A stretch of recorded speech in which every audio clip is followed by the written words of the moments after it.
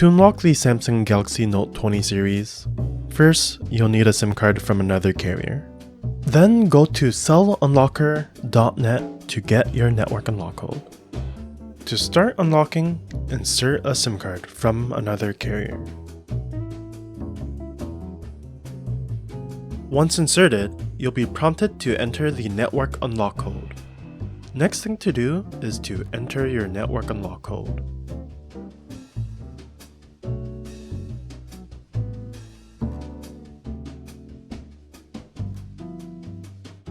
Once you're done entering the code, it should say Network Unlocked.